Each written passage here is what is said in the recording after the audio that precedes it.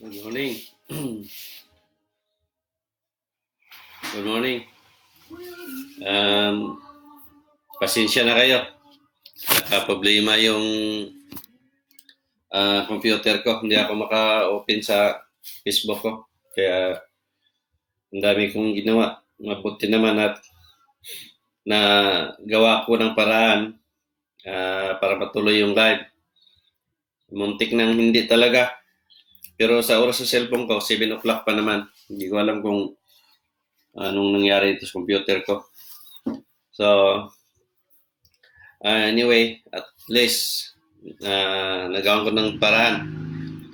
Itong live na to, para to sa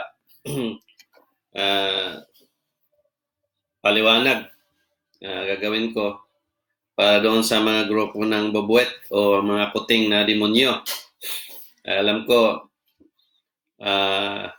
mga grupo ng kabataan na mga tropa-tropa o grupo ng mga sakristan o grupo ng mga choir. Dito natin makikita na ang tao ay wala bang karapatan na gumamit sa sarili nilang pag-iisip at pangunawa. Ang mga batang ito ay isa ito sa mga nahuhubog ng mga pari at mga pastor para magagamit nila sa gusto nilang hangarin. Kaya nga ang mga batang ito, sila yung nakikipaglaban na gamit itong natutunan nila na pinamulat ng mga pari at pastor tungkol nga dito sa Bible. Kaya kung makipagpalitan sila, palaging nasa isip nila o sa bibig nila o sa sinusulat nila na ang Bible ang tama. Pero hindi nga nila naisip na saan naging tama ang lahat na sa Bible na samantalang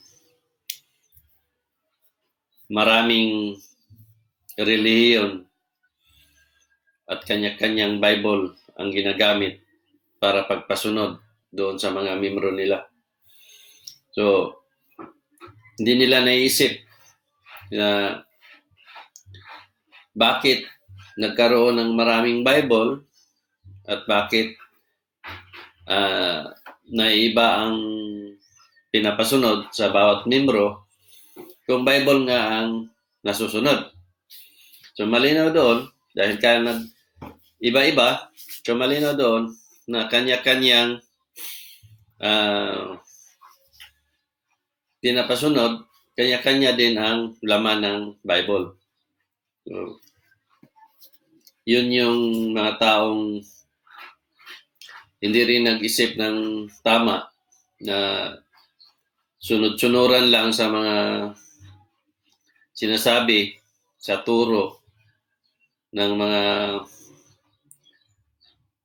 pari at pastor nila kung ano man yung pinamulat. Hindi ba nag-iisip kung gaano katotoo at gaano ka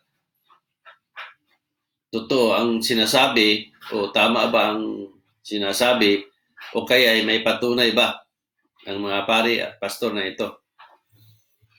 Ngayon, sa panahon na nandoon na sila, dahil habang lumalaki ang isang bata, nagkakaroon na ng sariling pangunawa. At natuklasan din nila, base din sa pang-araw-araw nilang buhay, na ang turo nga ay hindi nagtugma doon sa namulatan nila, hindi nagtugma doon sa nakikita nila sa paligid o sa gawain ng bawat namumuno sa kanila. So, kaya mayroong mga tao din na tumitiwalag doon sa natutunan nila o sa relihiyon nila. Bigyan ko kayo ng halimbawa. Ang bawat relihiyon ay may kanya-kanyang ginagawa. Nagtatag ng mga negosyo o nagtatag ng eskwelahan. Ngayon, ang nakapalangalan sa mga eskwelahan nila, nakalagay doon, Catholic School. No, di ba? Baptist School. Born Again School o ano man yung mga school na yun. So, ngayon,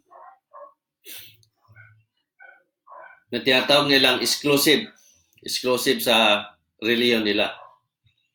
Ang purpose nila dito na exclusive, para manatiling sa kanila ang mga bata at hindi rin mahaluan ng kaninong relihiyon. Ngayon, kung gusto ninyo na makapag-aral ang anak ninyo doon, magpasapi kayo. Dito naman sa kumpanya na ginagawa nila, ito yung mga hangarin nila. Isinasama doon sa mga form, nakalagay doon kung ano yung reliyon ng isang tao. So, napilapan ninyong biodata, may nakalagay doon kung anong reliyon mo. Ngayon, nakalagay doon kung anong reliyon mo. So, kung nagtugma doon sa reliyon ng isang taong nagtatag ng negosyo, nag-put up sa negosyo o sa eskwelahan, sila yung makapagtrabaho. Ito yung purpose nila na ang bawat empleyado nila ay kasapi nila para wala na silang problema pagdating doon sa 10% na pinataw nila sa bawat membro. Dahil ang bawat membro nagkaroon ng 10%. Bukod doon, tungkol doon sa pagsamba nila, wala silang problema. So, isang pakayan kung bakit isinasama ito doon sa mga form na application ng isang bata kung mag-apply ng trabaho. So, kaya nga kung sino yung nakakaupo sa mataas na katungkulan, doon sila nagsubiksik para maisali yung gusto nila. Katulad ng mga Katoliko, mga pare, nagsumiksik doon sa namumuno kasi mayroon silang hangarin. Katulad nga ng sinasabi ko. Katulad ng halimbawa, yung baptisimal, hindi ka pwedeng mag-enroll sa eskwelahan kung wala kang baptisimal.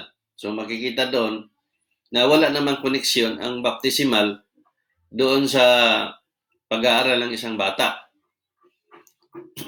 Ang mahalaga lang doon, meron siyang birth certificate o na-register sa census, sapat na siguro yun. Pero bakit hinihingaan pa nila ng baptisimal bago ma-enroll ang bata?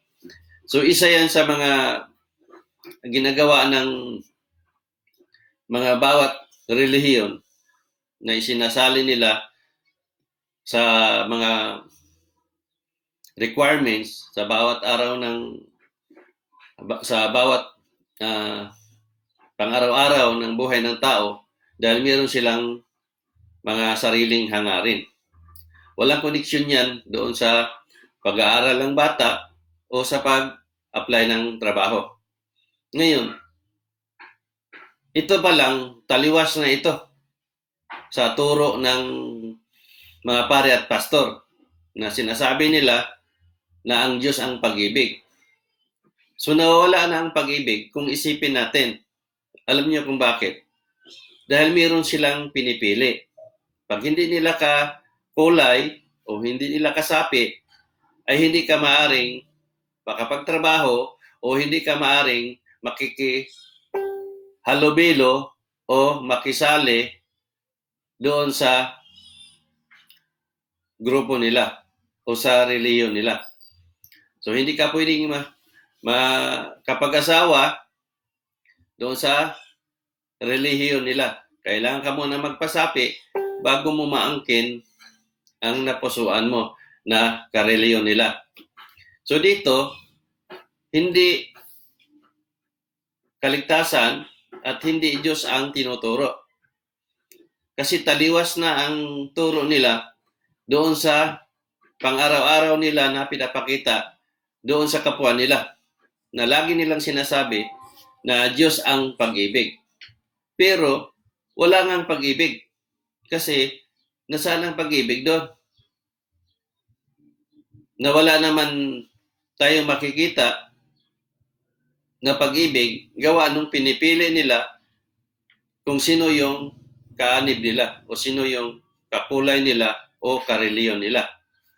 Pero nasa mensahe ng Diyos na wala kang pipiliin sa kanila. So, ibig sabihin ng Diyos doon, ano man ang reliyon mo, ano man kasarian mo, ano man ang katayuan mo, ay hindi ito hadlang para hindi ibigay sa iyo kung ano man ang nararapat. So, ang mga batang ito yung nakakalungkot isipin na lumalaki na hindi nila nagagamit ang sarili nilang pangunawa at pag-iisip. Ngayon, pagdating doon sa mga eskwelahan, ang mamahalang bayad sa eskwelahan nila, so wala din ang sinasabi nilang nagkawang gawa sila.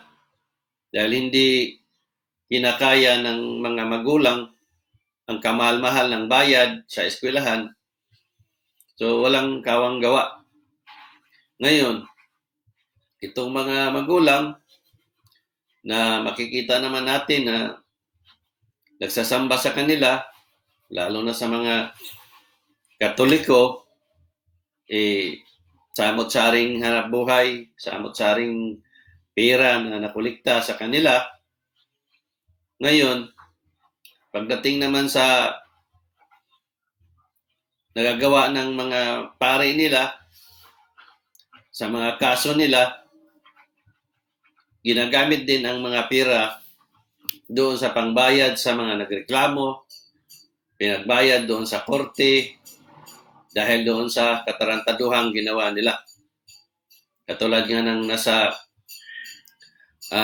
seminaryo na ang mga gusto magpare, mayroong sariling pinapasunod, tapos may iba palang pakay ang mga pare na to doon sa mga baguhan na makikita naman natin sa mga ginawa nila na marami silang kaso na pangmolestya. Marami dyan na hindi nga lang lumantad, sinasabi lang nangamatay na yung paring gumawa o ilang dekada na ang nakalipas o kaya'y lumayas na sa seminaryo ang isang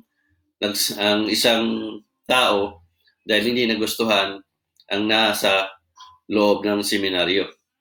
Kaya walang kaso na gawa yung hindi nagreklamo. At kung nagsalita man, tapos na. Matagal ang panahong nakalipas. Ngayon, pag nagreklamo din, nakabinbin din ang kaso dahil binabayaran din ng mga paring ito. Kaninong galing kong pera ito? Galing din sa mga membro. Nanggagaling din sa mga magulang o sa mga naniwala sa mga paring ito doon sa turo nila na nagpakilala nga silang banal, kaya nandoon din yung kahit alam nilang mali, sinasabi pa rin nila na hindi magagawa ng pare nila o pastor nila dahil nga nagpakilalang banal o pinag-utusan ng Diyos. Kaya doon din ang sinasabi ng Diyos na ang mga taong sinasamba nila, tinitingala nila, pinagsilbihan nila, pinagtanggol nila. Dapat lang ipagtanggol nila dahil na mayroong makasalanan sila. Kaya, masasabi natin, ang mga taong ito ay mayroong utak pero hindi ginagamit sa tama. Ito mga sinasabi din sa mga batang ito, nang sabi nga rin nila, naniwala sila ng Diyos, pero sa mga nakikita natin, ng anong mga pinagsasabi nila, makikita din natin na wala ding Diyos sa puso nila. Ang laging lumalabas sa bibig nila, na ako daw ay nanira sa reliyon nila. Kahit kailan, ang isang tao na nagsasabi ng katotohanan, base din sa nakikita natin sa gawain ng mga pari at pastor nila, ay hindi ito isang uri ng paninira. Ang paninira, kung itong sinasabi ko ay walang katotohanan o kaya'y hindi nila gawain. Kung ang sinasabi ko, ang turo nila ay kasinungalingan, meron naman akong sapat na batayan, base doon sa turo nila at sa paliwanag ko, na ang lahat ngayong ginawa nila ay pira-pira lamang. Kaya lumalabas na pangluloko. Katulad nga ng tinuturo ko, tungkol sa pamisa, padasal, pray-over, o ano pa man. Marami yan. Nasa paliwanag ko na. So, hindi natin masabi na ako ay nanira. Kasi gawain nila ito. At hindi natin makikita na totoo nga na mapagligtas ang dasal nila. Totoo nga mapagbago sa damdamin ng isang tao ang turo nila na padasal, pray-over o pamisa man. Kaya nating himay-himayin na ang lahat ng ito ay puro kasinungalingan. Kaya kahit kailan, hindi ako matatawag na isang mapanira na tao.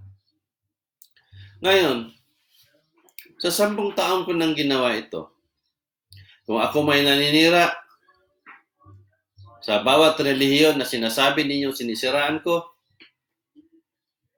lagi kong sinasabi, Narciso o Lalo, pangalan ko na ito. Hindi ako nagtatago sa publiko. Lantaran ako.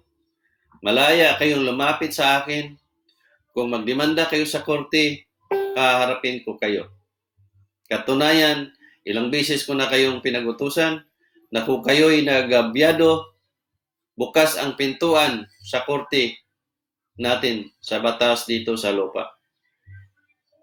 Hindi ako mag-alinlangan na harapin kayo. Himay-himayin natin lahat kung saan ako nanira o saan ako naging mali o saan ako naging tama. Kung ang pag-usapan natin ay pinag-utusan ng Diyos, himay-himayin din natin kung saan nga ako pinag-utusan, kung saan ba nga ba naging totoo ang sinasabi ko na kausap ko ang Diyos. Dahil himay-himayin din natin kung saan kayo naging banal at saan kayo pinag-utusan ng Diyos, ayon din sa mga sinasabi ninyo na kayo ngay pinag-utusan. Ngayon, sa huli, patunayan natin kung kayo nga ba ay totoo o ako nga ba ay sinungaling. Para makikita natin kung sino ang false prophet. Kasi malinaw naman kung anong ibig sabihin ng false prophet. Pero kung pamagitan ng palitan na sulat-sulat lamang, ay hindi natin to makikita kung ano ang pinaglaban ninyo. Dahil kung pinaglaban ninyo, panindigan, ipaliwanag ng mabuti, at patunayan. Para makikita natin na mayroon ng katuturan ang ipinaglaban natin para din sa ikakabubuti ng nakakarami. Hindi yung puro tayo satsat, puro tayo salita, at wala naman tayong alam kung ano talaga ang totoo. Malaya naman sana tayong mag-isip ng tama. Malaya tayong manuri kung ano ba talaga ang katotohanan. Ngayon, meron silang sinasabi na best friend daw niya ang Diyos. magpa-photograph daw o magpa-autograph. O ngayon, ano magagawa natin? Mula nang ipinanganak ako, ang tawag ko sa kanya, best friend. Hindi pa niya ako ginamit. Kaya isa ako sa napili ng Diyos dahil ganito na ang turing ko sa kanya. Hindi ko pa siya nakikita. Hindi ko naman alam na mangyari sa panahong ito. Hindi ko naman hangad na kausapin ako ng Diyos at hindi ko hangad na maging ganito, na manggamot at mangaral. Basta ang paniniwala ko, mula noong maliit pa ako, nagkaroon ako ng isip na 5 years old siguro o 6 years old, 7, ang alam ko na ang Diyos ay buhay. Kaya nabubuhay ako, nakasama ko ang Diyos na sinasabi nating pag-ibig. Kaya kahit saan kayo pumunta, kung saan ako lumaki, umpisahan ninyo sa Hingoob, punta kayo sa Bohol, punta kayo sa Cainta de Oro, o punta kayo sa Camiguin, kasi yun yung mga lugar, nandoon ako na nanirahan habang lumalaki. Umiikot ako sa lugar na yun dahil sa kawalan namin ng hanap buhay o tagahanap kung saan makaraos. Magtanong kayo kanino man sa matatanda na nabubuhay pa ngayon o magpunta kayo sa mga barangay kung meron ba akong record na makikita ninyo para masabi natin na ako nga ay masamang tao. Ngayon, pag may nakita kayo, dalhin ninyo sa harap ko para titingnan natin kung akong aba yun o ano ang kasalanan ko na nagawa. Ito ang isang batayan na may Diyos na sa puso ko. Ang paniniwala ko rin na ang Diyos ay pag-ibig. Kaya gumawa lang tayo ng kabutihan habang nabubuhay. Ngayon, yung sinasabi kong best friend, sa sarili natin, ang bawat isa sa atin, meron tayong tinatawag na best friend. Ito yung mga kaibigan natin na loyal, na nakasama natin, nakasalamuhan natin sa pang-araw-araw nating buhay. Sila itong kakampi natin. Sila ito yung tumutulong sa atin kung oras na pangailangan natin. Kung sa kagipitan o sa anuman ang pangyayaring nasa buhay natin sa bawat araw. Kaya tinatawag natin silang best friend dahil hindi tayo pinabayaan. Pero kung pinabayaan kayo, hindi sila matatawag na best friend. Sila ang matatawag nating kaibigan lamang kung meron kayo o meron tayo. Pero sa panahon na kagipitan, wala sila. Kaya hindi sila matatawag na best friend. Sila ay kaibigan lamang pag meron, kung anong meron kayo. Ngayon dahil tinatawag ko ang Diyos na best friend, mula noon pa, hindi pa ako niya kausap. Ngayon, napagtanto ko rin na best friend ko nga siya. Alam niya kung bakit. Yung sinasabi niya sa akin na ikaw ang tunay na niwala, ay base din sa gawain ko, base din sa paniniwala ko, makikita natin na best friend ko nga siya. Una, siya nagsasabi sa akin na ikaw ang tunay na niwala sa akin na si Jesus Christ. Pag ikaw ang tumulong ka na hindi naghahangad ng kapalit kahit anong bagay. Ito ay isang gawain ko ito. Ngayon, masasabi ko ring best friend. Dahil sabi niya sa akin, sa panahong naglalakbay ako, umamatay na pala sana ako noon. O patay na ako. Ang sabi niya sa akin, pabalikin kita sa lupa. Pero sa pagbabalik mo, bibigyan kita ng power of mind. Pero ang power of mind mo na yan is powerful. Dahil makakita ka kung anong ang meron ng tao at makakita ka ng kasalanan ng tao. At makakita ka ng parating. Itong lahat na ito na sinasabi ng Diyos, nagkatotoo ito eh. Sinulat ko to noon pa, mula ng 2010. Sinasabi ko sa mga tao. Ngayon na isulat ko yan, 2013, dahil doon ako nag-umpisa ng Facebook. Nagkatotoo itong lahat. Best friend ko nga siya. Kasi, ang sinasabi niya lahat ay nagkatotoo. Yung sinasabi niya sa akin na huwag kang matakot na magparating sa mga mensahe ko dahil kasama mo ako sa lahat ng panahon. Sa gagawin mong ito, maraming tao ang maghangad sa buhay mo. Power ng Diyos ang kalaban nila. Manggamot ka at mangaral. Boses pa lang marinig ng tao sa iyo. Basta niwala sila sa iyo, nagnamit ng kapan, gagaling sila. Itong lahat ay nagkatotoo. Hindi siguro aabot ng 10 taon sa ginawa ko na ito kung walang Diyos na nag-uutos sa akin. Una, hindi ako nagtatago. Lantad ako sa publiko. Taon-taon ako nasa Pilipinas. Lumalakad ako mag-isa. Nagkalat ang mga flyers ko. Radio station ang nagsasabi na mayroon akong krusada. Wala tayong dahilan para sabihin natin na hindi ako makikita ng mga taong naghangad sa buhay ko. Ngayon, maraming mga bagay na dokumentado na masasabi ko sa inyo na best friend ko nga siya. Nanggamot ako at nangaral, wala akong hinihiling sa mga tao kahit 5. Pero nagawa ko ito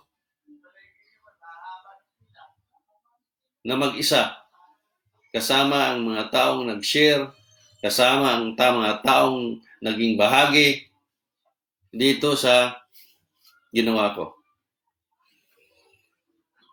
Hindi siguro natin masabi na pag nagkrusada ako, hindi tayo gagastos ng pera. Bawat krusada ko, gumagastos ako. Dahil binabayaran ko ang masasakyan, binabayaran ko ang pagkain, binabayaran ko ang sound system, binabayaran ko ang kuryente, binabayaran ko ang lugar kung saan ko dinaos ang krusada. Hindi lang niyo alam. Hindi ko sinasabi yan sa mga post ko na yung mga taong walang-wala na gusto mag-attend na pinamasahian ko sila. Pero hindi ko yan pinapapo sa kanila. Sinasabi ko lang ito ngayon. Pero hindi ko naman hangad na sasabihin nila yun. Dahil ang gusto ko lang na makarinig sila sa mensahe ng Diyos na pinarating ko. Pailan-ilan lang naman ito. Dahil ang binagbigyan ko, itong tunay na niwala na walang-wala talaga. Pero ang meron, hindi ko na ito sila pinagbigyan dahil meron nga sila. Ngayon, isang halimbawa na bakit best friend ko rin ang Diyos. Noong nagkrusada ako sa Camiguin, hindi ko matanda ng taon, pero marami nakasaksi noon na panahon yun na may bagyo. Ngayon, nandoon ako sa Camiguin, nauna ako sa mga tao, advance ako palagi. Sa one day before sa krusada, marami ng tao na pupunta sa Camiguin. Umaga pa lang, buong araw yon may bagyo. Maraming nagpunta, papuntang Camiguin. Pero hanggang doon lang sila sa Balingwan dahil nandoon yung pere. Mula Balingwan, 1 oras ang pere bago ka makarating doon sa Binuni. So alas 10 ng umaga, nandoon na sila para sa krusada kinabukasan. Kasagsagan ng bagyo nun, ang lakas ng bagyo. Walang pering tumawid dahil hindi pinapalis ng Coast Guard. So, ang nangyari, yung iba, bumalik na sa Cagayan de Oro. So, may mga grupo nakasama ng kapatid ko. So, tumawag sila sa akin. Ang sabi, babalik na sila ng Cagayan de Oro dahil wala ng pere at tanghali na. at nakikita nilang panahon na sobra na kadilim at malakas ang ulan at hangin. So ang sagot ko sa kanila, huwag kayong bumalik. Dahil alauna ng hapon, makaalis kayo. O 2:00 ba yun? Ang sinasabi ko. Na makaalis kayo. Ngayon, pinanindigan ng kapatid ko ang sinabi ko. Kasi ang sabi ng Diyos, kung anong lumalabas sa bibig mo, yun ang masusunod. Sa mga katuwid, naghintay sila sa balinguan hanggang alauna. Yun nga. Hindi nila akalain na alauna yata o alauna mahigit. Biglang luminaw, tumahimik ang paligid. Ang dagat, ayon sa sinasabi nila o sa salaysay ng mga nakasaksi, parang langis. Kaya nag-declare ang Coast Guard na bumiyahe ang peri. Sa mga tuwid, nakaalis sila. Pagdating sa Binoni, pagdating mismo sa may pantalan, biglang bumalik ang hangin at ulan at lalong lumakas. Pero nandoon na sila sa lupa. Ngayon, nakaatin sila sa krusada. Sa panahon na yon, iisang peri lang ang nakaalis. Yung sa sinakyan ng mga taong mag-atin sa krusada. Ito ay masasabi ko na best friend ko nga siya. Bakit? Dahil ang kahilingan ko ay pinagbigyan niya ako. Maraming bisis pa na ito ay dokumentado. Maraming nakasaksi. Noong nagkrusada ako ulit sa Camiguin, Baguio ulit, na nag-decide ako na Camiguin to Bohol ang flight ko, ang biyahe ko. Kasi may piri Camiguin to Bohol. Ngayon, kasagsagan ng ulan. Hangin. So nagpasya ako, nasa Bohol ako dadaan. Pero nanaginip ako sa time na yon na malakas ang ulan at hangin. So madaling araw, 4:00, nagdesisyon ako kasama ang asawa ko na ang sabi ko, sa Cagayan de Oro na lang tayo dadaan. Kasi mas malapit. 1 oras lang, pag may peri, 1 oras lang, nandoon na tayo sa Balinguan. At least by land na tayo, papuntang airport, Cagayan de Oro. Ngayon, pag sa Bohol, 4 na oras kami sa dagat. Kaya medyo mahirap. Nakatulog ako ulit. Ngayon, pagtulog ko, nakapanaginip na naman ako ulit na nakita ko yung mga bituin, sinag at araw. Ibig sabihin ng Diyos doon, ang desisyon ko na Cagayan de Oro ang daan, yun ang gusto niya. Kaya tuloy ang biyahe. Pagka 6:00, maganda ang panahon. Kaya natuloy kami sa biyahe. Pagdating sa Cagayan de Oro, kumuha ako ng ticket. Kasi wala kaming ticket. Kaya nagpasya kami sa Bohol na dumaan. Nakuha ko ng ticket. Ngayon, kinabukasan, nag-stay pa kami ng sa kapatid ko, sa Cagayan de Oro. Nagkaroon ng bagyo, malakas. Ngayon, nagkaroon ng cancel ng mga flight. Kaya madaling araw, may announcement na cancel. So, ang sabi ng asawa ko, hindi tayo matutuloy. Sabi ko, walang imposible sa Diyos. Kaya gusto ko nang makabalik na Manila kasi flight na namin ng papuntang Australia. Ngayon, ang sabi ko, pupunta tayo ng airport. So, baha-baha ang Cagayan de Oro. Walang imposible sa Diyos. Kaya nagkarating kami ng airport. Pagdating namin, cancel. Walang mga flight. Pero ang sabi ko, maghintay tayo. Dahil pag Diyos ang kumilos, walang imposible. Sa Makatuwid, 2:00, mayroong flight, hindi sa amin. Pero mayroong sakay doon na sila ni Jaime Clima, nandyan yan. Napupunta sila sa bahay. Flight nila yon. Pangalawang flight, alas 4 sa amin. Kaya yung araw na yon, dalawang flight lang ang meron. Sa makatuwid, nakabalik ako ng Maynila na walang problema. Kaya masasabi ko na best friend ko nga ang Diyos. Ngayon, meron pa. Marami pa ito. Nakita nyo sa posting ko doon sa Australia. Nung nagpunta kami ng Brisbane, cancel lahat ng flight. Kaya kung makita ninyo yun, meron akong ticket na post doon, yung screen ng airport nakalagay doon, cancel.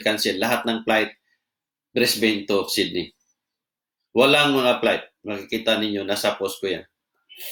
Ngayon, yung humiling ako na magkaroon ng flight, kahit sa amin lang, kasi papasok ang anak ko sa school, may exam siya, papasok ang asawa ko sa trabaho niya, at ako.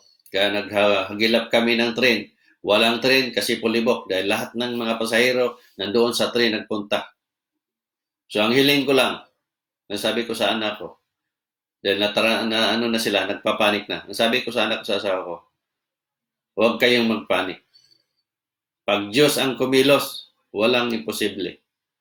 Kaya nakaharap ako doon sa screen, sa monitor sa airport. Sabi ko, best friend, minsan lang ako humiling sa iyo. Pagbigyan mo ako. Kailangan ko ito. Kailangan ng asawa at anak ko. Alam ko, walang imposible sa iyo. Sabay tumalikod ako at pumunta ko sa asawa ko. Maghintay tayo. Alam ko may himalang gagawin ng Diyos dito. Ngayon, flight na namin. Nagtanong pa ako bago nun. Wala talagang schedule. So sabi ko sa asawa ko, akyat na tayo sa taas, sa departure area. Dahil kung darating ang may flight na biglaan, mahirapan tayo sa screening security. So makyat kami. Nasa gitna pa lang kami ng security. Biglang nag-flash. Arrival galing Sydney. Parang gusto kong umiyak sa panahon na yun. Paglabas namin sa exit, takbo kami puntang McDonald's dahil wala kaming kain.